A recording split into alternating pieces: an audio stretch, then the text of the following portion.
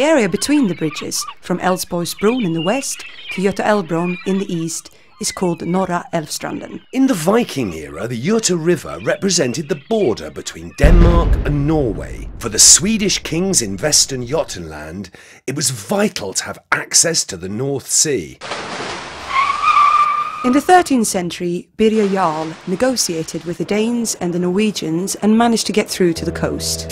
It wasn't until 1330s that Magnus Eriksson became the king of both Norway and Sweden. Lindholmen's was a heavily wooded area, completely separated from the mainland.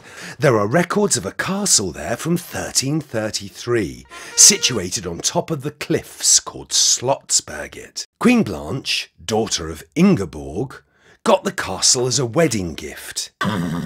Today there are no traces left of the castle, but many old residential buildings from the Lindholmen era remain, like a Bohuslän fishing village, which is visible even today. There were shipyards here as early as the 16th century, but it wasn't until the 1800s that they really got going. Here we can see the inauguration of the new docking system.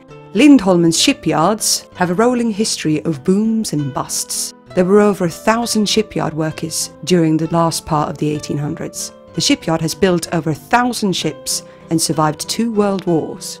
Götaverken, Eriksberg and Lindholmen were 3 of the world's biggest shipyards during the 20th century. They helped put Gothenburg on the map. Everything from steam launches to the largest ships of the time were built here, and more than 18,000 people were employed. Shipyard work was tough. The doctor in the infirmary went by the name of Dr. Albil, because he always prescribed the headache medicine, Albil, for every ailment. There were plans to demolish Slottsberget, so that Lindholmen shipyard could be extended. Save Slottsberget! During the 1970s, the area saw a sharp downturn, and more than 100 years of shipbuilding history began to come to an end. It was so empty that I went home, retracing my steps in the snow. The state, the city council and Eriksberg Management AB, headed by Bengt Tengroth, stepped in to redesign Norra Älvstranden. The area was in danger of being run over. During the 80s and 90s, a new neighbourhood developed, with homes, hotels, businesses and several high schools and colleges which were established. The overall goal, however, with its maritime past.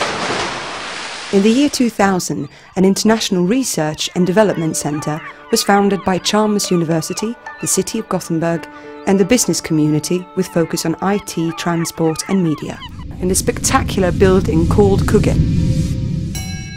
Shipbuilding was high-tech in its time, but today over 20,000 people work or study here in an area known as Science Park. In 2020, Lindholmen will be part of Gothenburg's inner city, with an estimated population exceeding 30,000. And now linden trees are back in Lindholmen, with 900 new ones planted along Lindholmen Avenue.